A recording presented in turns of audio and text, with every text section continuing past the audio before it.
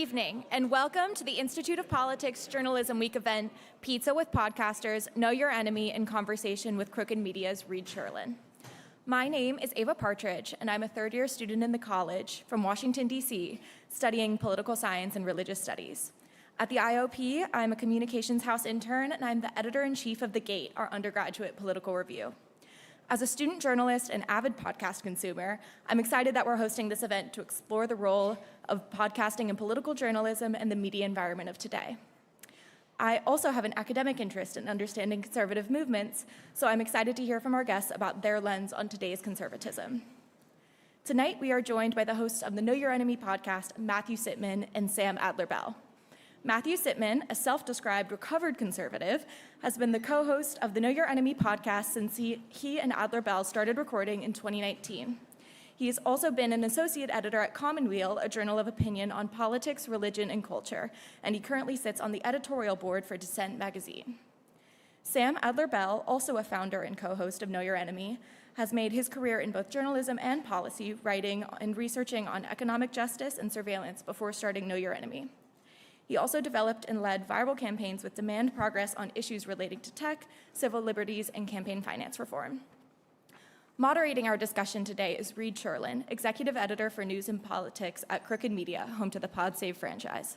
He has worked as a senior producer and managing editor for podcasts at NBC News, and he was assistant press secretary in the Obama White House after working on many political campaigns.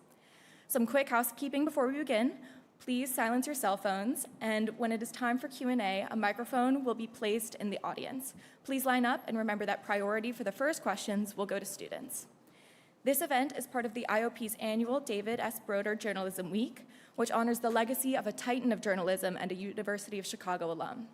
His columns for the Washington Post on the Watergate scandal inspired his nickname Dean of the Press Corps and earned him the 1973 Pulitzer Prize for commentary.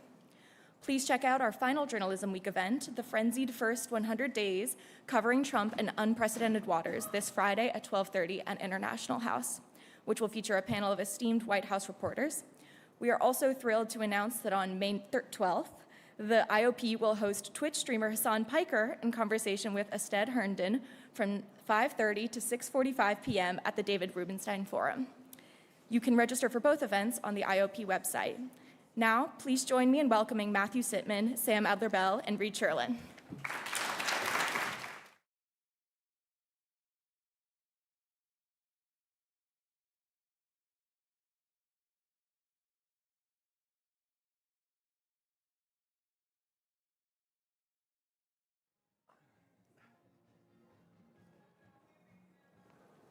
I don't think I've ever walked out to panel walk on music, so thank you guys for having us. It's so wonderful to be here. And thank you for that lovely introduction. We were just chatting backstage, as it were. We're so happy to be here. None of us have actually been to the University of Chicago before, much to our great shame, so we're really amped to be here. Heard the weather's like this all the time. Matt's been You guys here. are lucky. No, I was here once. Oh, you were? Sorry. But he vowed never to come back. Yeah. I'm back He's against here for my this will. event, so you're lucky. Yeah. When I heard Hassan was doing an event here, I said, we'll relent. Yeah. Be on a panel too. Yeah. Well, I think he heard we were doing the event Right. and was like, wants to draft off our audience size. Yeah. Well, thanks for the introduction. I will just recap. I'm Reid Cherlin from Crooked Media. Thanks for the hoot. Job title aside, what I actually do all day is I work on Pod Save America. Thank you, whoever you are. I help shape what we're going to cover and help write the show a couple times a week when we record it. It's not really a written show on the ear, but there's a lot of information that goes into the prompts, and so it's a lot of reading the news and synthesizing the news, same kind of thing that I imagine you guys do. So can you just tell us a little bit about, just refresh your names and how you go about making the podcast? You want me to start, Sam? Yes. I do start our episodes out, so I'm here with my great friend, Sam Adler-Bell. That'll be familiar to some of you. You guys got a bigger reaction. Yeah. And, we started this podcast, Know Your Enemy, hard to believe, but in the spring of 2019. So just about 6 years ago exactly. And I just thought, to start to answer your question, one of the things when we started it, even in 2019, we thought there was, no shortage of podcasts out there that you could listen to. And so we really wanted to have Know Your Enemy, which we didn't have the title for yet. That was Sam's doing. But we wanted it to be about something. We wanted to say, actually, this is what the podcast is about. We're not just two buddies turning on the mics and just, shooting the shit, talking about whatever. Even though that also was what we were doing. Yeah, even though that was, part of why we wanted to do it, we really thought the podcast had to be about something, which is the American right, the post-war, post-1945 U.S. conservatism, the conservative movement, especially the intellectuals, but it's kind of grown beyond that. We look at the right, not just in the United States, but, I think that is a first stab at your question, is we wanted it to be about something. And so, once you actually have something you want to talk about, how you go about preparing and doing it follows from that. It's funny, I don't mean to step on you here, but I went back and I listened to your first episode. Oh, no. Ooh. I know. I thought you would have that reaction. And it is a very good episode, and it really does a good job of laying out kind of what the podcast is going to be all about. But of course, there's this kind of funny crosstalk at the beginning of you guys kind of messing around with the microphones, and it's kind of like, well, I don't think anyone's ever going to hear this. And it's very winning. And when you listen now, it's like, the different tiers of the Patreon, and you guys, our loyal audience has been asking for this. It's really impressive to me. But not surprising to me how much it's grown and the kind of following that it has. And I'm going to jump off there into what I wanted to start with, actually, which was, so I did go back and listen to the first episode because I wanted to kind of refresh my memory about the mission. And it's a fascinating conversation about why bother studying the right. And it always seemed to me, so preparing to come here today, talking about the podcast at other times in my life, and then preparing especially to come here today and talking about what I was going to be doing, basically everybody says, who doesn't already know the podcast says, oh man, I gotta listen to that.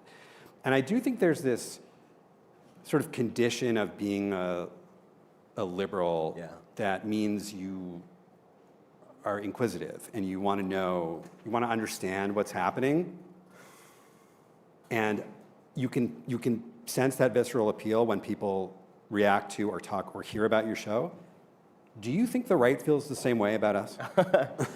I mean, the start of this answer is always there's a bit of the old saw that liberals are the people who are so broad-minded they can't take their own side in an argument.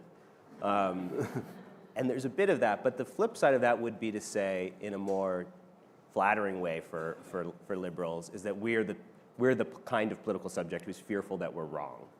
And I definitely feel that way. I mean, part of the motivation to do the podcast with Matt in the beginning was because I realized I didn't know shit. I did not know anything about the right, really, about this history.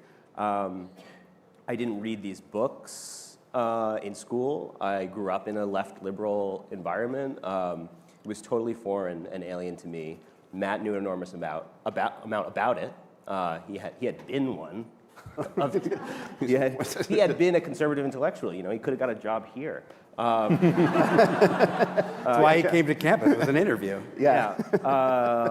And but I had, even though I hadn't learned anything about it, I had that instinct of what if there's something here? What if I'm missing something? And if I'm just kind of self-satisfied, having stewed in the sort of intellectual and moral political environment that I have, how can I know that without testing, my instincts? And I don't know. So but to answer your actual question, does the right feel the same way? I think it's not as much of a problem because the trepidation, this kind of constitutive trepidation of liberalism, of what if we're not right? What if there's something we're missing? I think for many traditions on the right, it's kind of no, we're for sure right. Yeah. And we need to win and crush our enemies. Yeah.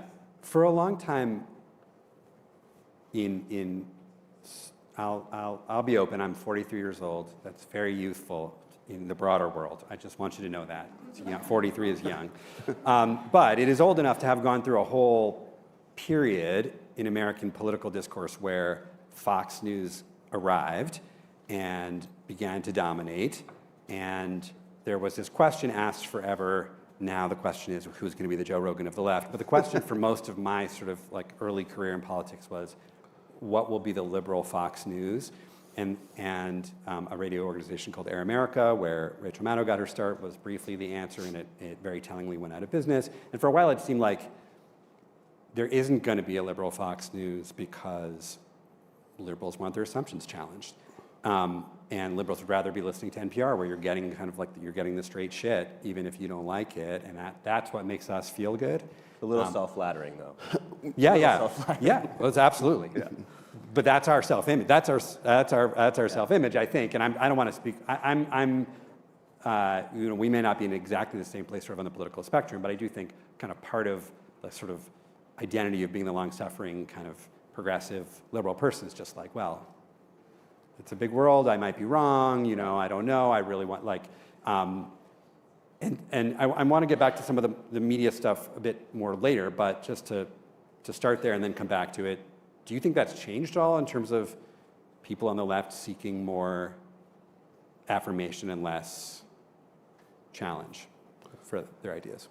I mean, I'm not sure exactly how to answer that, but I would say, broadly speaking, the idea that liberals want to be challenged, I think that's like in the mix. But sometimes I worry with the podcast, actually what liberals want is to have a veneer of sophistication on what they already believe. And that's my fear about Know Your Enemy, is we're just doing all this kind of intellectual work that will not really necessarily change someone's mind, but just give them more sophisticated anecdotes or historical references to, stay where they're actually at. So I'm not sure, if Know Your Enemy's our relative success, or the fact that over time we've gained more listeners, comes from, I would like to believe we are informing people and people find it interesting, but in terms of actually like being challenged or not, I'm not sure.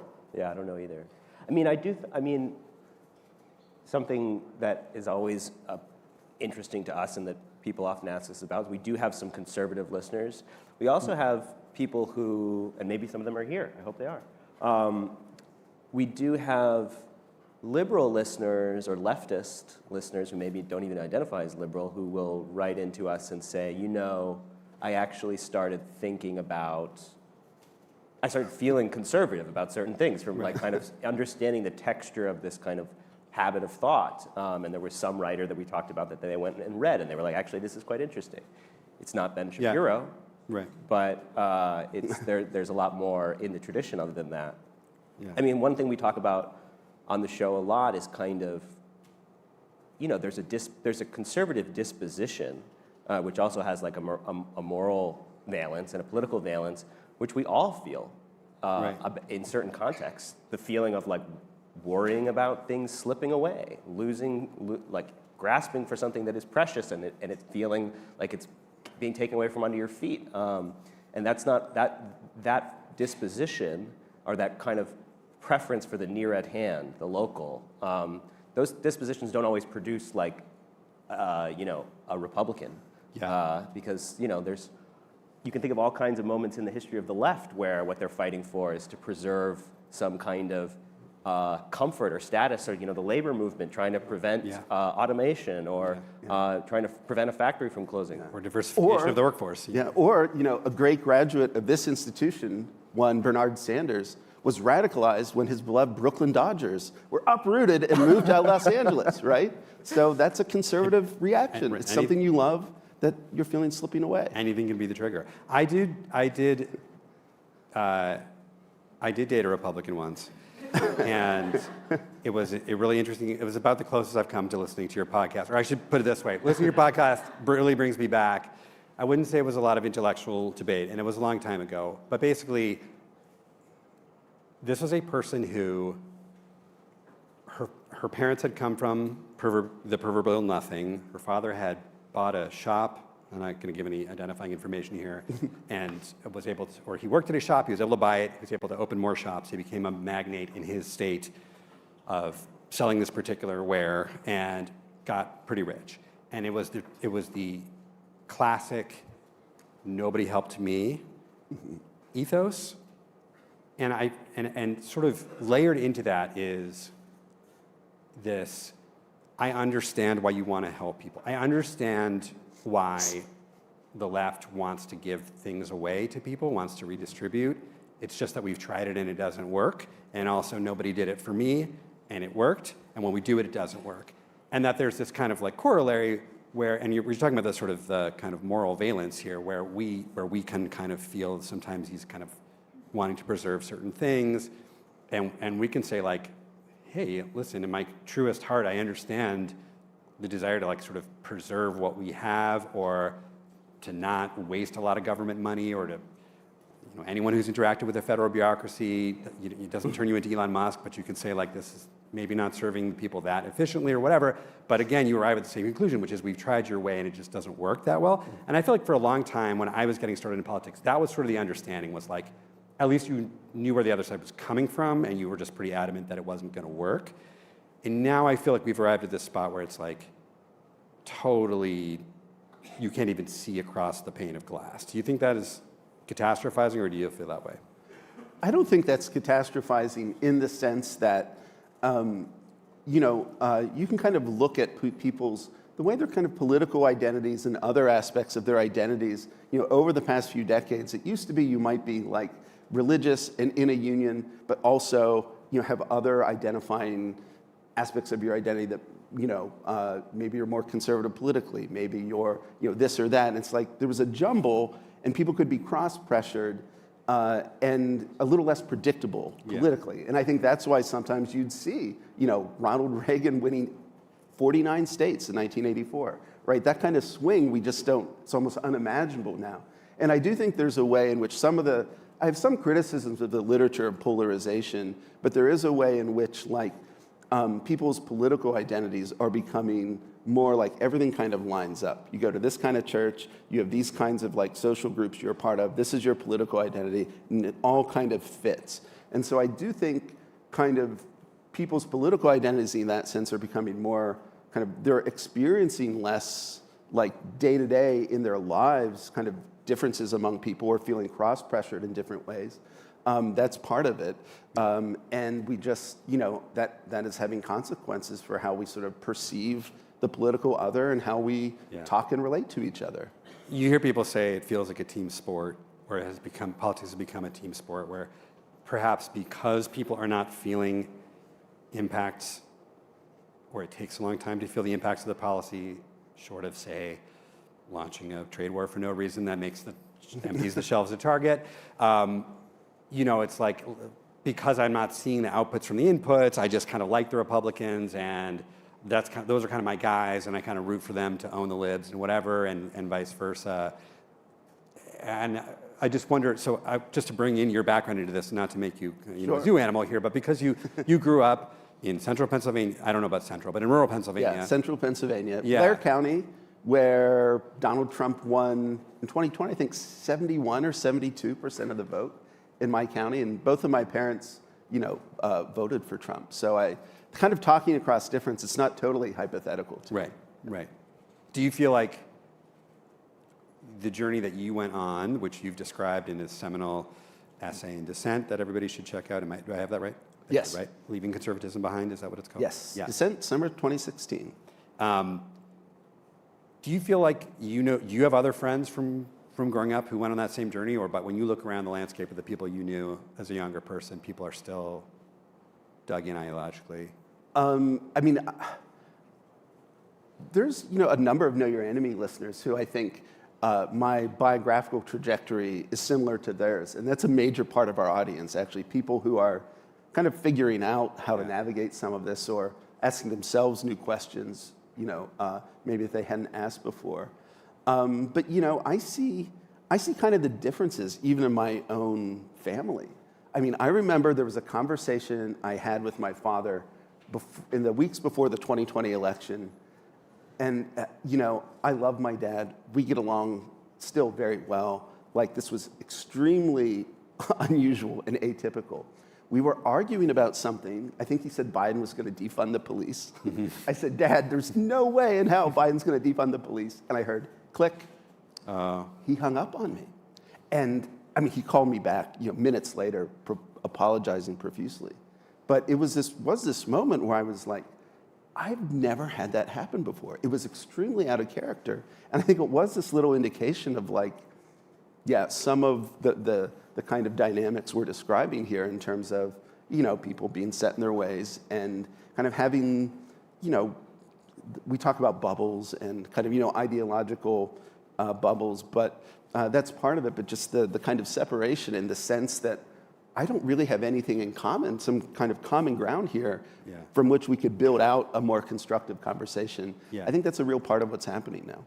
Well, I just want to say, because Matt will probably not brag about himself as much as I will brag about him, but I think that the attraction of some of the listeners who have been on some kind of journey from right to left, often it's also that they grew up in a very religious household, yes. And they're figuring out how to, whether to still be religious, whether to practice a particular religion, and whether the kind of morals that they learned in their religious upbringing can actually inform their political decision making as they move from right to left. And Matt's models, I think, on the podcast, that you can.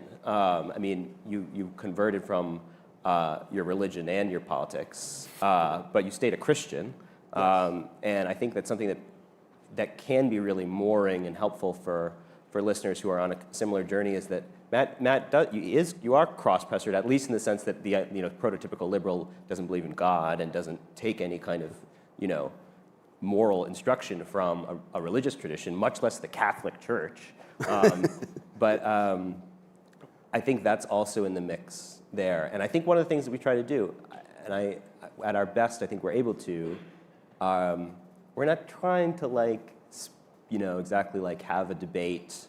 That's one thing that people are often surprised about the show is if we have a conservative on, we don't just argue with them the whole time, because we're not good at it and we don't really like it, and we think that you can kind of clarify differences rather than try to win an argument.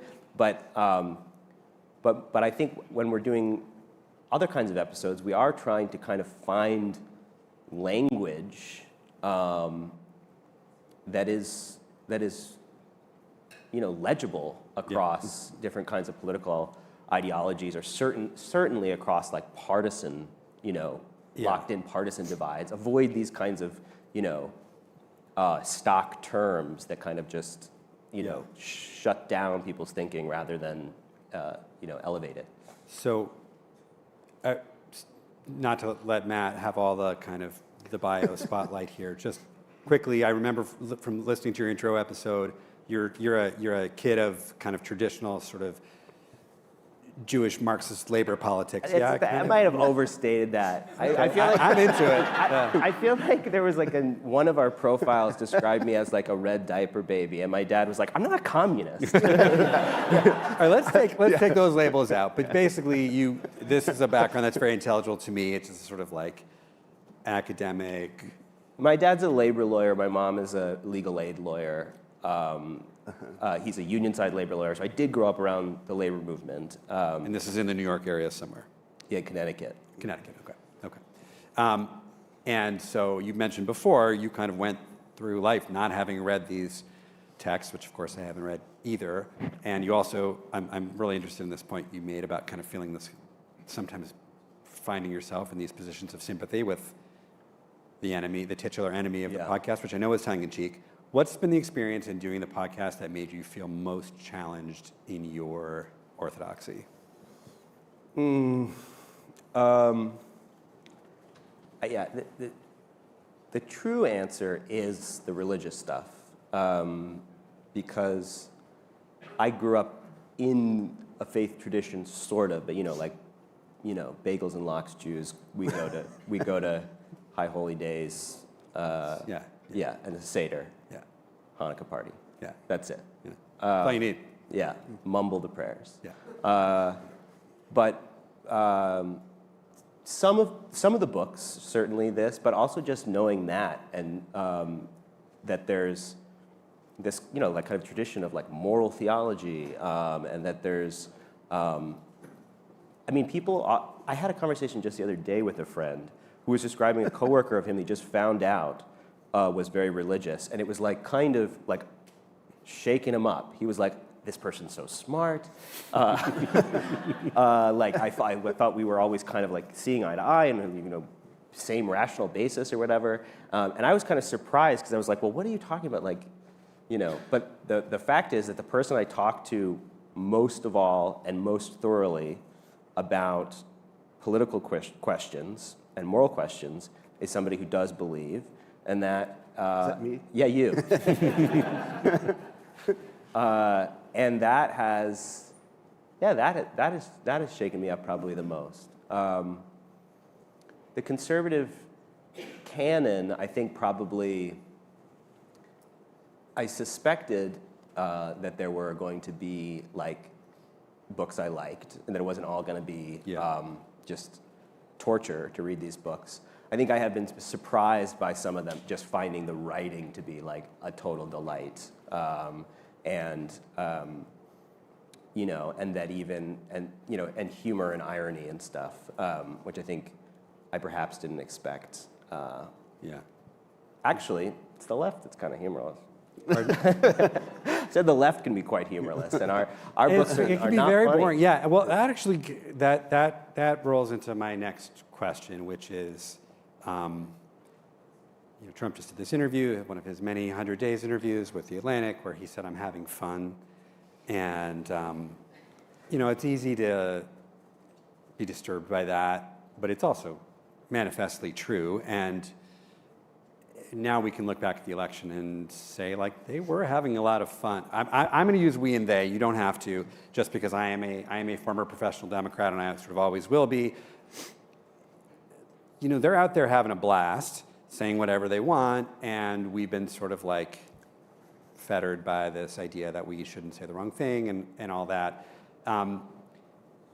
You talk about pretty often in the podcast, like, what it means to be a young conservative in kind of what I'll say loosely was our day, which is kind of like bow-tied, blue blazered, kind of campus martyr who's like sitting alone in the cafeteria with Ayn Rand on his way to the meeting, and he doesn't need to be friends with you because he's thinking real thoughts and nobody accepts him. And that was very much what it was like when I was an undergraduate. And by the way, I do think the persecution and the lack of acceptance was real, and I do think, at least in my undergraduate experience, like, I'll say it, like, I and so many of my friends were like liberal Jews, and it was fine to throw our religion every place, but the minute someone was like talking about Christ, it was like, whoa, we can't have that around here. But anyway, it seems to me that that tradition of young conservatism has sort of been taken over, and that's kind of what you came up in, yeah? Yes. But it's now that describes Matt to a T. Yeah. I was like, were we friends when I was younger? How did you know about the Ayn Rand? Well, I know the pod. And you're so comfortable in the blazer, like I can tell. I know, I do bear traces of my origin. Yeah. That has been overtaken by this new young conservative man in particular who's like, it's not a particularly intellectual tradition. And it seems like all of conservatism has been replaced with this kind of anti-intellectual tradition where actually now it's not even being conservative, it's just sort of being MAGA, and it's a permission slip to just let rip with your worst impulses. And that there's this kind of uneasy alliance between all those folks and then you're kind of like AEI and Heritage guys who might be writing Project 2025 and really thrilled with kind of having the vehicle to power. But how do you see the landscape, the constellation sort of like, has conservatism been supplanted by sort of red hat Cybertruck people, or is that a populist surge and the kind of intellectual basis of the right is still there, do you guys think?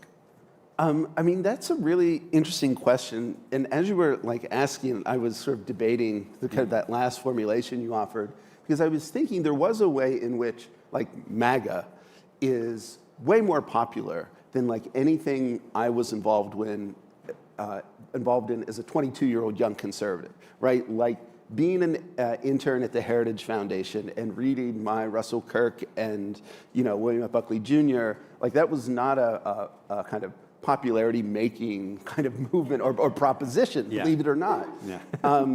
And so I'm partly I'm not trying to be evasive, but I kind of don't know exactly how I would formulate the relationship between something as popular as MAGA and then the kind of intellectual networks I was still, like that still exist that I was a part of 20 years ago.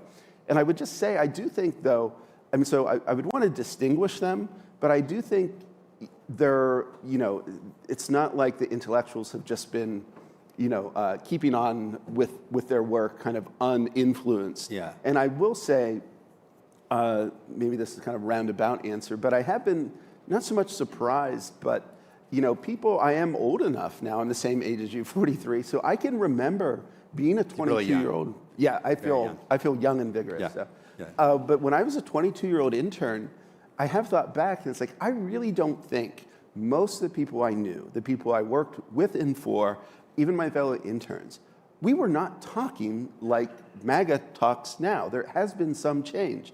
I've been surprised by some of the people I've known, over the decades to see where they've landed, how they've ended up. So, I think there's been changes, like the character of the intellectual right.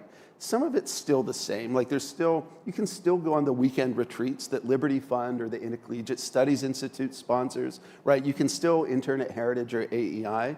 But I think, it's just the case that Trump and MAGA have they've swallowed so much of the right or influenced so much of it. I'm not exactly sure how I'd tease out the relationship between all the particular parts, but the influence has been noticeable. And I can say that just because, again, I think back, I know what, even in a rosy, rose-colored glasses, looking back, viewing everything more positively than it might have been, I really, really don't think I'm making up that things were not quite as coarse. Yeah. Or some of the, what people were talking about substantively was just not the same. Yeah. Yeah.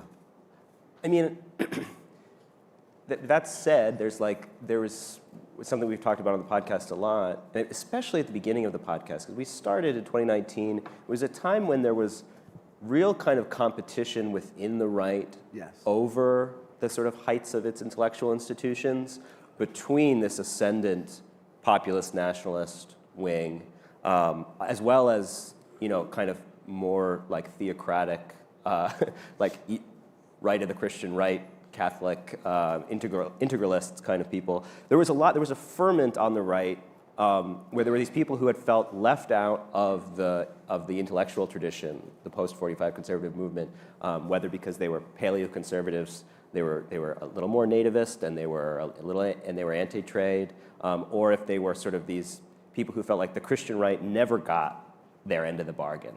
We joined up with these libertarian conservatives in the form of Fusionism and the Reagan right, and there's still abortion, and obviously sexual mores have gotten worse and worse, and there's gay marriage and blah, blah, blah, blah. So there were these misfit toys of the conservative intellectual movement, which in the Trump moment, and not necessarily because of Trump himself, but in some ways because of what he was breaking open and making possible,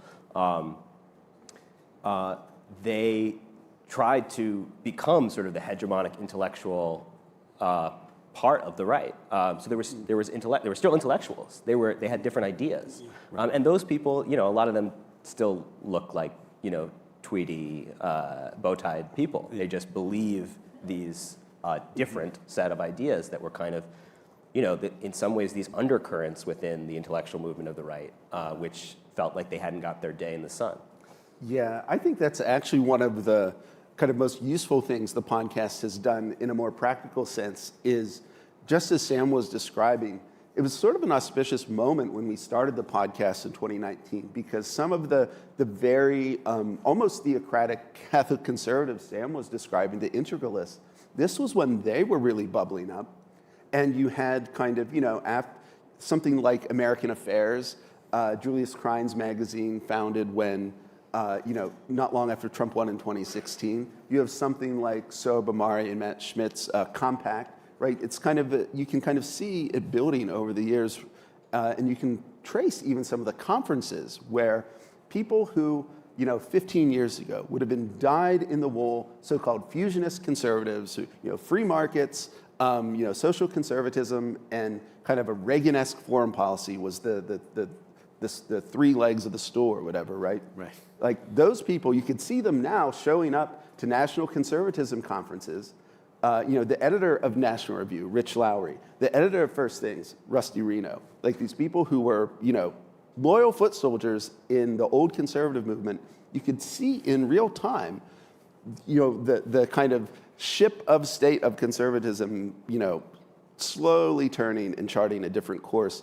And one of the really interesting things about the right is they have the institutional wherewithal to facilitate these conversations and bring people together and kind of get the whole gang together and get everyone on board in a way that I'm not sure I am sure there's no equivalent, I think, on the broad center left to what we saw in the Trump era, especially his first term, watching the intellectuals on the right adapt to what Trump, what he wrought in the Republican Party and beyond. Programming question quickly. I meant to ask this at the beginning. Can everybody hear okay? Everyone thumbs up? All right, great. Oh, God, I'm glad. I'm glad, because this is a lot to suffer through if you're missing every other word. I thought there should have been more laughter at some of my jokes. I know. It's not possible they're hearing me correctly. Yeah. So on this point, I think there is probably no better illustration of the evolution and the clash of ideologies within the right than the tortured soul of JD Vance. And you guys did a great deep dive episode on our vice president in August, when it was a little bit less scary, marginally less scary to do so. And you really, it seems to me like you see playing out behind his eyes this desire to engage on the kind of like old school intellectual level and just be a MAGA brawler and like get pats on the head from Trump and everybody on Twitter. And I wanted to ask either of you or both of you, kind of like what is your master theory of Vance and Vanceism? And like, is this just one man, or do you think he represents kind of like, are all of the leaders of the party who aren't Trump actually wearing these same two kind of masks? Well, I think we referred to him on the podcast as Dark Sitman. Basically what would have happened to Matt under slightly different circumstances. Yeah. So we're all lucky we're not living under his thumb. I mean, there's so much to say about this. I want to I don't want to do my whole like psychoanalytic theory of JD Vance, because you can listen to the podcast. I'll do it. Can you do a one sentence on it? I think, yeah. No, No? Okay. Maybe later. All right. Maybe later, because I want to say something more like about how he represents himself. You can be too paranoid. When your question about does he represent, I think he represents in himself the competing kind of tendencies of the Trump political and intellectual movement, including that his political career was funded by Peter Thiel. He's a venture capitalist and a tech Silicon Valley product in some ways, but he comes from both Appalachia and the Rust Belt. He was a never Trump kind of conservative, holding the kind of more Reaganite view against Trump alive, but then he became the most nationalist populist. Everybody who works for him or talks to people who work for him says he's actually very sophisticated and thoughtful about this suite of ideas that represents kind of the nationalist kind of platform on trade and on social policy and family policy and on immigration. But I think if like JD Vance seems like a figure who somehow feels a little like hazy or like contradictory, or like we can't, or like if he has a mental breakdown or something, like there's something about him that I feel like contains the contradictions of this movement. And the question for JD Vance as a person and for the future of the country is whether those contradictions can be reconciled, and then he'll become president for the rest of our lives. I did think the one thing that was maybe the most interesting to me in Signalgate, which I'm sure everyone's familiar with, the group chat discussing the strikes from the Houthis from Mike Waltz and Pete Hegseth, was when Vance weighed in and was like, hey, gang, like, I don't really think this comports with Trump's ideas. Like this benefits Europe way more than it benefits us. We don't really use the Red Sea that much or whatever. And it was like, wow, points to JD Vance for actually, he's not the person I would put money on for being the same in the privacy of a group chat that they actually accidentally invited Jeff Goldberg to. And it challenged me for a minute. I was like, oh, actually, maybe JD Vance is genuine in his convictions here, but he's not. He's not. He will say anything. I don't think there's a single limit on what he'd say if it advanced his power this much more. Yeah. Well, right? Yeah. I mean, just saying. We'd applaud that. I mean, I've been shocked, I think, just by how pliant he's been sometimes. And that moment in the group chat was, I think, just a moment where something he might actually have relatively settled convictions on, foreign policy. Also, it was kind of like, the stop clock moment or something. The valence of that comment and in that context is kind of hard to read, because maybe he's like, I'm Trump's best little boy, because yes. I know that this intervention actually doesn't comport with what he's saying in Europe about trade policy. Yeah, well, there was, and as a long ago White House person, you can detect in there with Stephen Miller, I heard the president say we should do thus and such, and everybody's just kind of trying to remind each other, like, well, we were chatting right after you guys left the Oval, and he just kind of said to me that he really wanted to do this. But I do think the kind of, sometimes you can almost see him calculating, or the sense like going on behind the eyes, like this impulse or that impulse. I mean, I think this follows from what Sam was just describing. He's someone who is desperately insecure and does not know who he really is. And so in any moment, he's thinking, I can say the intellectually coherent thing that will impress my buddies who read Sohrab Ahmari, or I can say the idiotic thing, like, the economy's a department store that will impress Daddy Trump. And he's constantly having to navigate between, those two impulses of the two, like, main forms of kind of like affirmation he currently gets. And there's something about, have you ever been in a relationship with someone who, when they argue with you, maybe it's a family member, just the kind of person who digs in when you can tell that they dig in when they're not sure of their conviction? And you watch him, it's the tight face and the scolding, and whether it's on the Twitter screens. And by the way, how does he have time? How does Bukele have time? How does Trump have time? How do these guys have time to be online so much? But just you can, maybe I flatter myself, but I feel like you can see in the tightness there that he isn't sure, which is so infuriating, because just how appealing would it be to the rest of us if he was like, I see both sides of this one, but ultimately it's a tough call, but I think it's the way to go. Yeah. I mean, we saw during his Senate campaign him kind of feeling his way into being a kind of online Maga bruiser, which didn't come naturally to him at all. I mean, we talked about on the podcast, which is something about that people-pleasing instinct is that because he's so desperate for approval, he goes too far. It's kind of when you have a friend who's a little bit on the outs of the friend group, and everybody's making jokes, and then they make the joke that's way too far. And JD Vance did that on both sides. He called Trump Hitler, right?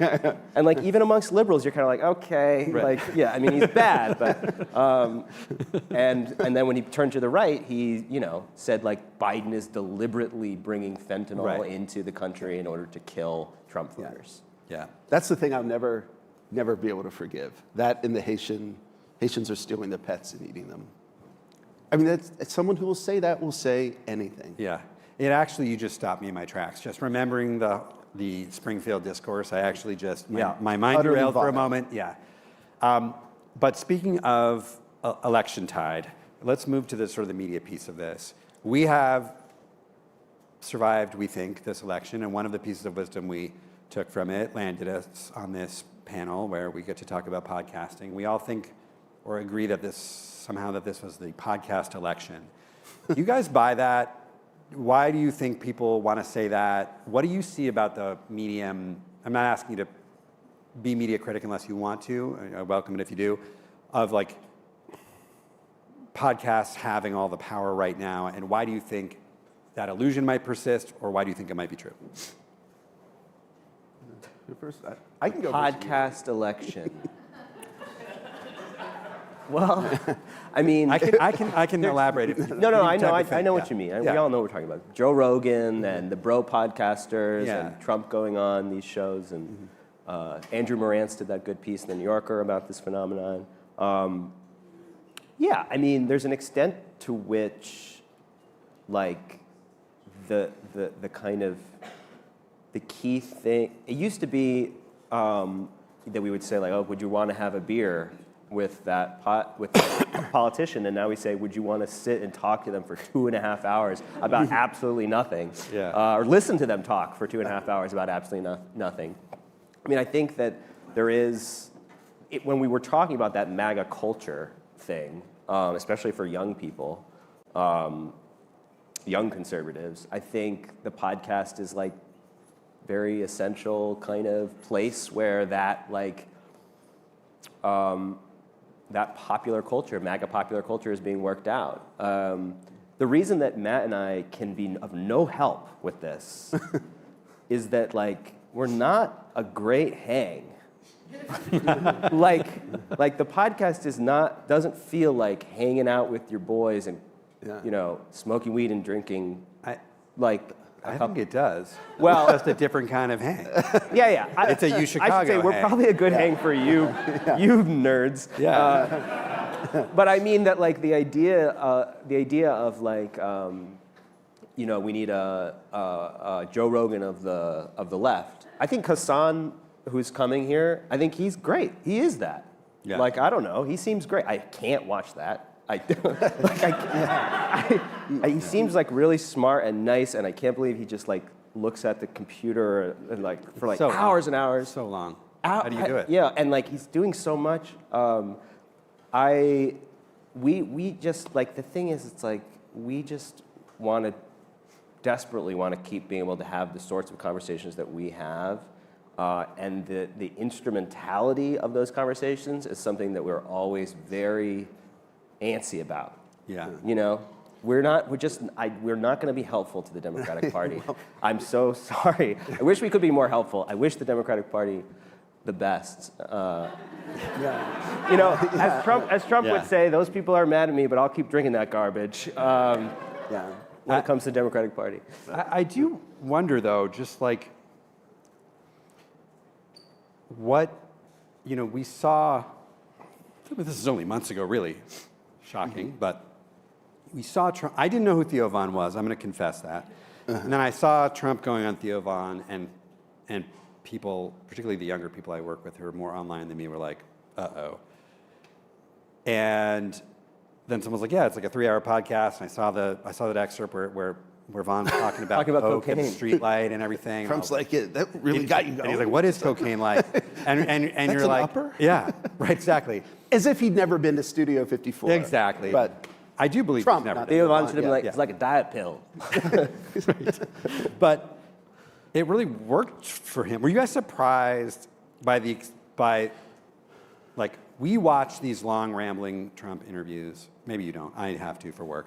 And you're just like, the more it goes on, the more revolting it is, the less sense it makes. This isn't coherent to anyone, and yet the end product seems to be that there's something about being awash in just kind of phrases that people seem to want right now. And Trump does it well. Who else is doing it well? What is it that's happening in these spaces that people need to be doing or not doing? Sure. Okay, I'll answer this quickly because I know we're going to ask some questions. Yeah. But I'll just say, and I think this gets to the Democrat problem, is, you mentioned earlier, like, MAGA seems to be having fun. Yeah. And I do think there's a way in which, like, the problem with Kamala Harris trying to go on to Joe Rogan and talk for, maybe she wanted to, like, I don't know how that was finally reported out. I'm not blaming her per se. But the problem with that kind of the idea of that is to kind of just hang and talk for 2.5, 3 hours. I think you have to be comfortable with yourself and really like firm in what you believe. And so, even if you're a jerk, if you go on a podcast and kind of like, are willing to mix it up, defend yourself, say, hey, this is what I believe, and kind of take the hit for that. That's something some Democrats, at least our nominee last time, didn't seem very comfortable doing. And so I think it's a space that kind of reinforces the argument or the kind of comments we've been making already about kind of, the example of the podcast role in this election is, Republicans know what they believe. They might be vulgar, they might piss you off, they might say things you disagree with, but they'll talk about it for 3 hours and they'll let you know where they stand. And that's not, I think, something that Democrats are very good at least many of them right now. And it's something the podcast format, I think, demands of you for it to work, and that's why I think it's working more for the right and Republicans. Obviously, those podcasts in particular, it rewards just authenticity or the perception of authenticity fundamentally. And one thing about Trump is he is authentic, and the theory that I have about him too, that I recently, I'll do this and then we can do questions. Is please remember, Trump has always been so good at Twitter, right? And my theory about why that is that when we got on Twitter, there was that time where you have all these journalists, we had to feel like we were cultivating ourselves and becoming brand ambassadors for the company that is me, and there was that kind of felt weird. I mean, you guys may not remember this, but it felt really weird, and there people feel this tension about who am I on the internet versus who I am now, blah blah blah. I think Trump doesn't feel that way. The brand of Trump is who Trump is and has been that way for him for a long, long time. He feels no tension between who he is meant to be in the world and who he feels himself to be.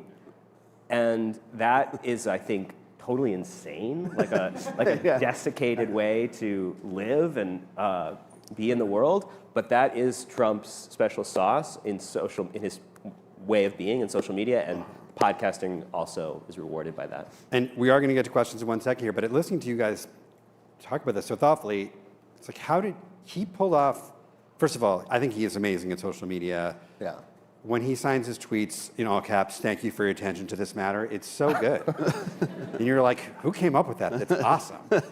and particularly when it's about the size of, getting rid of the penny or the size of a Big Mac or something. It's just it's so ridiculous. But he somehow has pulled off what all of us would love to pull off, which is not being expected to have a belief system at all. And so he can sit there for 3 hours and just say stuff, and no one's going to hold him to account because by now we don't expect him to, but yet if you're Kamala Harris, it's you need to have your sort of 6-point plan. So maybe we just need to believe less. Speaking of convictions, we would love to take your questions. Looks like we have two mics. We're supposed to alternate between them. Well, we will do our best to alternate, and I don't know if they're staffed or not, but fire away. Yeah, let's do lines. And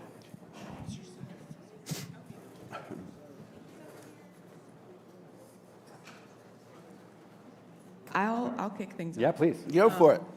A longtime listener, first-time caller. My name's Eleanor Ford. I'm married to a PhD student in the Cinema Media Studies department, so I'm parasitic to you, Chicago. But I just want to say, I've been listening since 2019, proud Patreon supporter. Wow. Really love Thank the you. program. And I would encourage anyone for whom it's not this is the first time hearing about it, would listen to the whole back catalog. I really admire the work that you've been doing in the recent months, interviewing Waleed Shahid, interviewing organizers in Idaho, interviewing Hayes Davenport, and really talking to people on the ground. And in a certain way, it actually feels like the answer to that long-term question of, or now hard-standing question of how does the left meet the right's media acumen at this point? And it's to speak to the people on the left who are actually winning. And so I'm just interested in your perspective on what it means to talk to more people who are on the ground and to be interviewing people who are doing less cultural production for production's sake and more translating the on-the-ground work and on-the-ground struggle now to a wider public.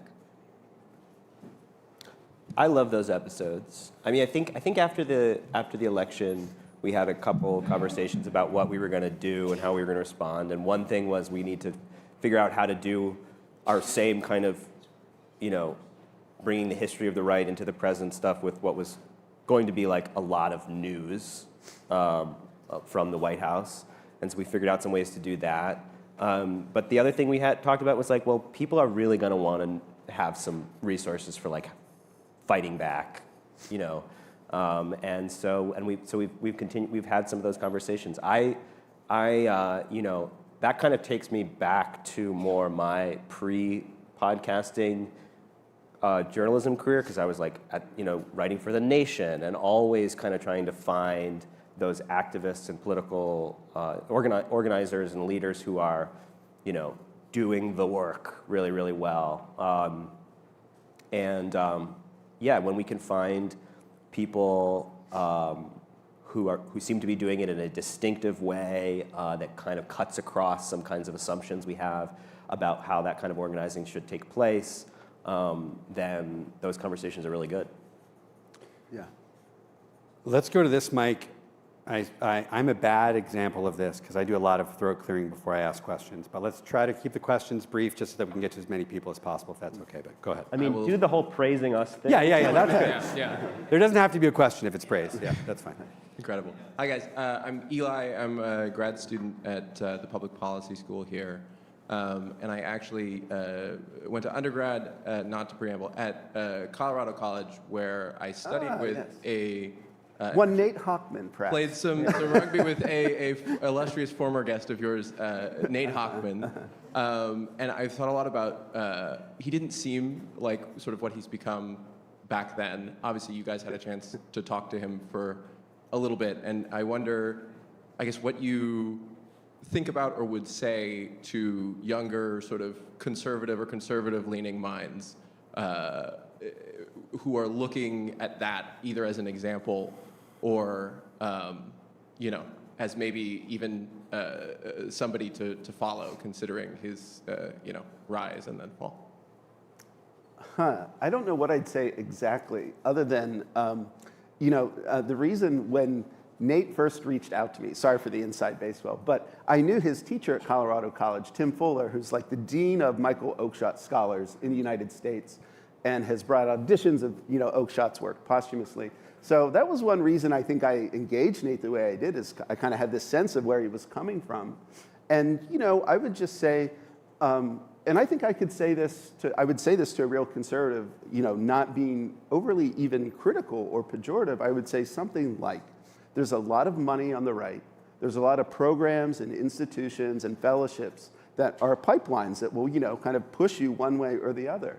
And if you're going to pursue those things, I think you should think very clearly ahead of time about what your values are, what you, want out of your career, out of your life, and think hard about, something like being Tim Fuller's student at Colorado College and studying Michael Oakeshott. There are options, doctoral work, academic work. You don't have to necessarily end up working for Ron DeSantis' presidential campaign and, posting Nazi imagery, if that's indeed, what happened. So that would be my thing. I would say there's just a lot of money and incentives on the right that could push you in different directions. And if I were to give a young conservative advice, that's what I would talk to them about. Awesome. Thank you. Hi, thank you guys for coming. It was a really good talk. My question was about the religious right. Sort of the narrative I always heard was that the religious right sort of reluctantly supported Trump to get to these certain policy goals, like banning abortion, but they really didn't like his character and his brashness. To what extent do you think that narrative is true? The religious right is very reluctant in supporting Trump. Do you think they've become more enthusiastic over time, or how does that shake out? Well, do you want me to start? Yeah. Yeah, I think it was more transactional the first time. It's not. What happened over time is that the kind of institutions of the religious right came up with these really satisfying justifications for his kind of like divine providential role in their movement. They used to talk about him being King Cyrus, that he's this figure who is, fallen, but nonetheless plays this incredibly important role in saving our community. And now, the religious, the kind of, very, especially kind of what do we call it, ecstatic religious, evangelical religious right, there are these kind of like prayer, revivals where Trump is like literally an idol, which I understand we're not supposed to do that. But there's that. I think another thing to keep in mind is that the religious right, Trump gave them overturning Roe. And that was like such an organizing principle of that movement for so long. I think something that was really interesting about the most recent election is that Trump kind of in so many words said to them, those of them who are critical of him for not saying he was going to do a federal abortion ban or for him criticizing DeSantis, Trump said to them, I gave you your thing, shut up. No. And I think the religious right actually kind of lost some influence during the campaign because they were seen as kind of like wreckers who were unhelpful in trying to put, Trump was message on abortion was moderating of the Republican Party in the most recent election. And so I think that Trump still thinks of it as transactional and he thinks, I gave you what you wanted. But that's always, I think it's in flux. Yeah. I'll just, one very quick follow-up to that is, I agree with everything Sam said about that transition. We have seen that shift, but I think one of the other really interesting things is the way Trump has empowered kind of new forces on the religious right, more like charismatic. Yeah. Paula White, who runs the White House Faith Initiative, like, she's crazy. You watch clips of her, I mean, she's talking about walking on White House ground that's holy because she's walking on it and casting out demons and, standing up for Trump. And like, that is a very different shift, kind of, who has, from the religious right has followed in Trump's wake and kind of really glommed onto it. It is a kind of slightly different set of institutions and figures than the classic, like, 90s religious right of Falwell and Pat Robertson and the Christian Coalition and so on and so forth. Hi, I'm Damon. I'm not a student. I just took the bus here. My question, thank you for the panel. Thank you for the lovely podcast. My question is, what do you think the consequences of debate are? You talked about wanting to not necessarily debate on the show, but have conversations. What do you think about this focus of Ben Shapiro destroying people with facts and logic and Jubilee, 20 conservatives versus one liberal? What's that doing to us, and why is that important? I hate those videos. They drive me. Yeah. I don't even know how people can stand to watch them. My theory about my theory about them is that those are pornographic videos. And I'm sorry, I'm going to say this, but those are basically bukkake videos. I think there is something deeply perverse at work in our attraction to we're going to debate all these people one by one, quick. I think it is disgusting. And if you watch that, you need to look in your soul and talk to your psychoanalyst. And we got to stop that. Enough. Yeah. Well, Amen. Yeah, Jennifer did say we don't have to hold back, so that was a great example. I'm always wanting to talk about that. Yeah. In this room of all rooms. Please. Hi, Abed, you Chicago law student. My question is about, I think like a really disturbing trend I found sort of in the Biden era going into Trump 2 that I don't know if it existed as much before is it seems like sort of every wing of the right is really into race science now, sort of like quote unquote race realism, whether it's libertarians or like the Vance-y, Nick Fuentes protectionist right, whatever it is. Do you think that's just an intensification of a tendency that was always there? Do you think that points to something new? Like, what do you see happening there? I mean, I think in a lot of ways it's taking something that was latent all along, but the right was kind of, the earlier version we were describing was kind of, they knew, or they thought they knew, that it would get them in too much trouble if they talked about it. But it's kind of like, okay, if you're a critic of certain welfare policies, certain social policies, because you think they're just never going to work, right? It's like these policies are just not going to help at all. And you start going through the list of like, well, why won't they help? It's like you're going to eventually get down to like, there's just something wrong with these people in their bodies and brains, aka race science, IQ, eugenicist kind of thinking. So I think it's often been a kind of latent aspect of the right social policy. And now, as with so many things, they're just kind of like, ripping the Band-Aid off, letting the kind of ugly reality bubble up. And because, they're still winning. Yeah, and I think this may be obvious to you all, but the reaction to the campaign against structural racism and CRT, critical race theory, was all about eliminating one of those explanations, which is obviously the correct explanation for persistent racial inequality over time. But in order to arrive at the place where the only explanation, which is the one they wanted to arrive at, is there are fundamental racial differences and an inheritable intelligence, they needed to eliminate this other, much more complex and huge kind of fascinating and very explanatory kind of tradition of explaining the history of racial inequality. Thank you. Yeah. All right, we're gonna try to take 2 or 3 more. We're Speed running round. a little bit low on time. Yeah, speed round. Sorry. Please. Okay. Yes. Hi, my name is Jo. Nice to meet you. My question is, what do you think of Kat Abu-Ghazali's campaign, and what advice would you have for her running a campaign like that? I'll jump in. I think I'm a big fan of Kat's media criticism. I think she was awesome at Media Matters. I think it's really cool what she's doing. That's not a comment about Jan Schakowsky, whose record I'm not that familiar with. But I am, and I think there is a reasonable discussion to be had about how resources are being used right now, whether it's better to primary ensconced Democrats or to use those resources. Oh, she is retiring now, but thank you.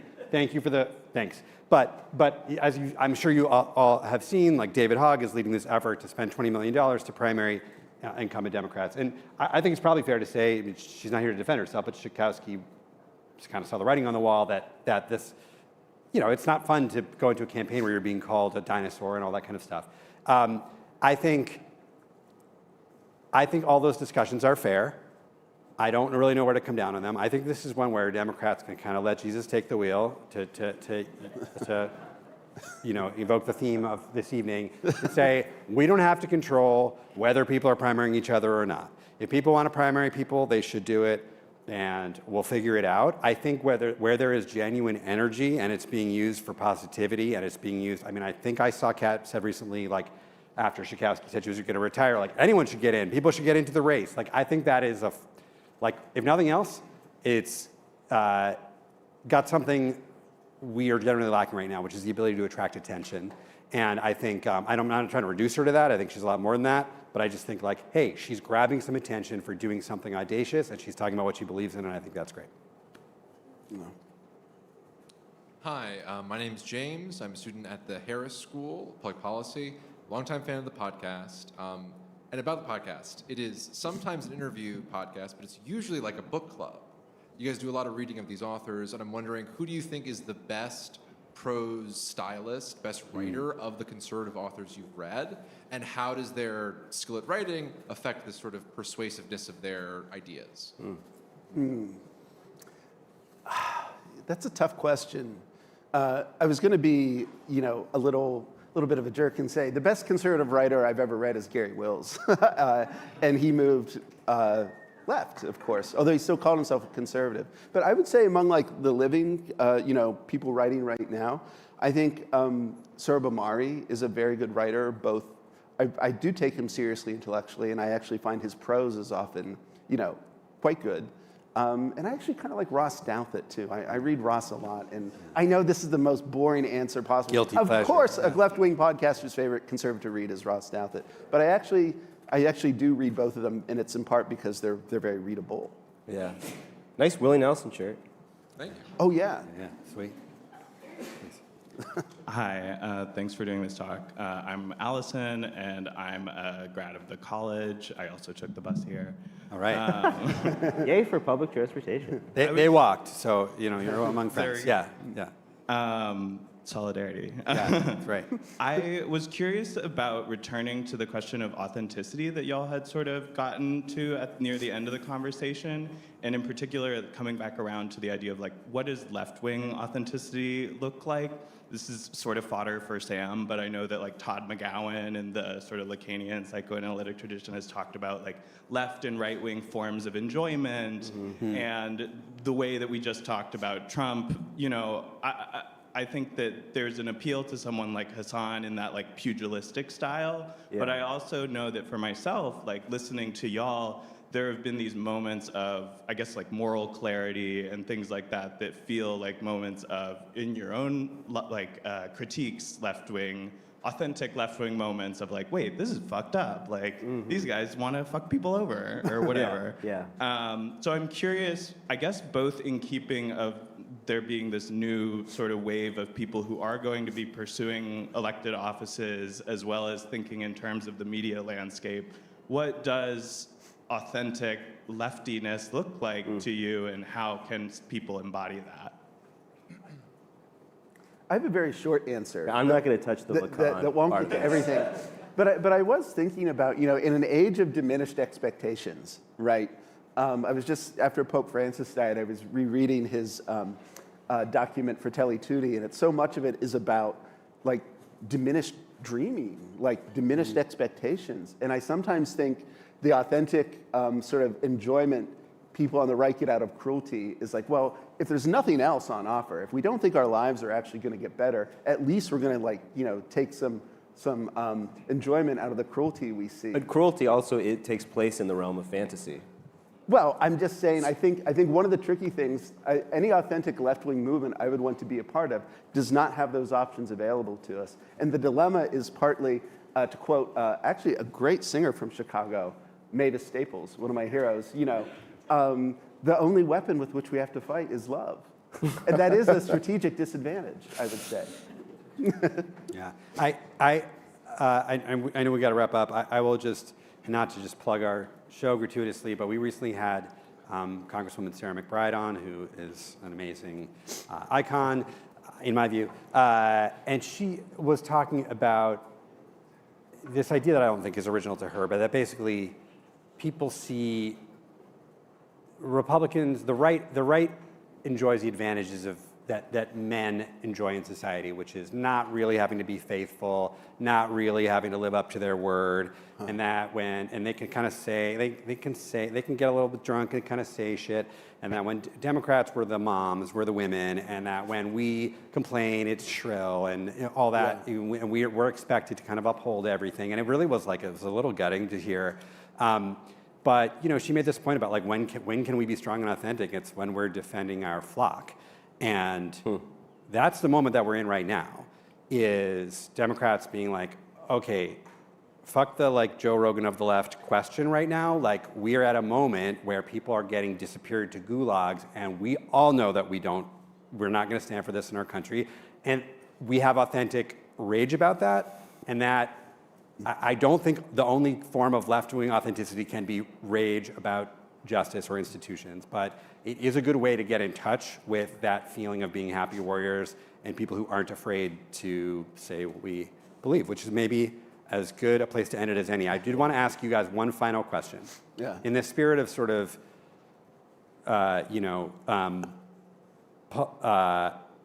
James Carville's like apocryphal post-it note with it's the economy stupid, whatever. As we all go out into the night here, we're engaged in what feels like a really important struggle for our civilization. It can feel like that sometimes. Day to day, it's a more tactical thing about trying to survive against a right-wing machine that's very scary. What is your post-it note advice to people on the left about what to remember about the right as we go forward?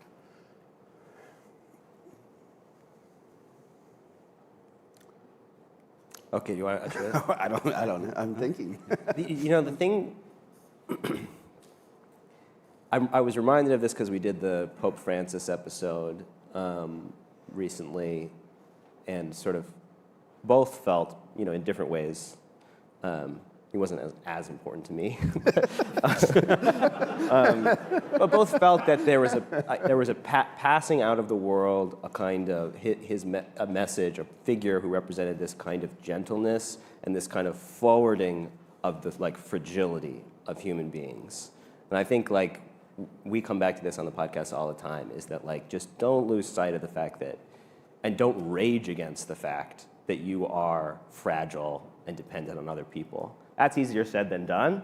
People go to therapy for a long, long time to get over the fact that they resent their dependence on others. But I don't think there's any future for the left that does not acknowledge basically frailty and gentleness. I don't have anything to add to that. Well, Matt, Sam, thank you guys so much. Thank you all. Thanks, Reid.